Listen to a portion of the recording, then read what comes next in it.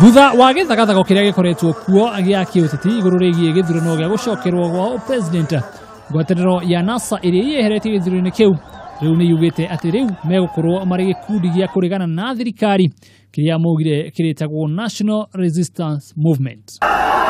Ambayo inaitwa NASA, National Surveillance. Tuanzia kesho tutabadilisha sasa. Sasa itakuwa ni muungano ya ukombozi.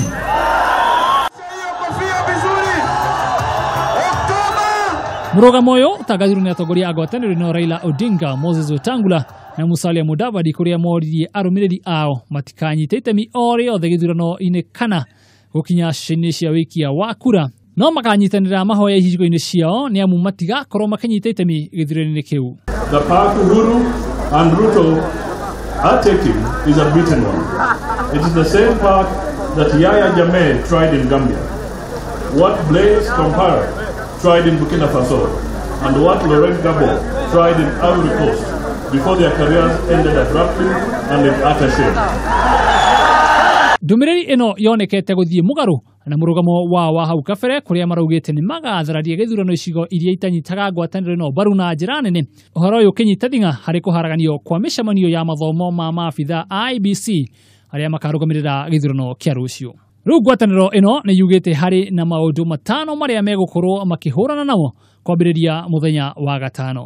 They assembled and mounted another attempt to stay in power by means that are clearly undemocratic and unconstitutional. Like in August, Jubilee will tomorrow attempt to stay in power by force through a sham election.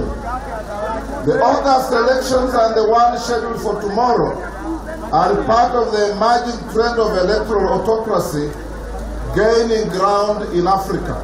Rĩu maitho mothe mararĩrio kũrĩ macũngĩrĩrio ma ngwatanĩro ĩno nĩ amu ũmwe wa aruna a ngwatanĩro ĩno nĩwe mũtongoria wa kĩama kĩa Wiper, Stephen Kalonzo Musyoka, ndakoretwo gũkũ bũrũri-inĩ gwa kahinda na kũronekana atagwakinya mũthia wayo.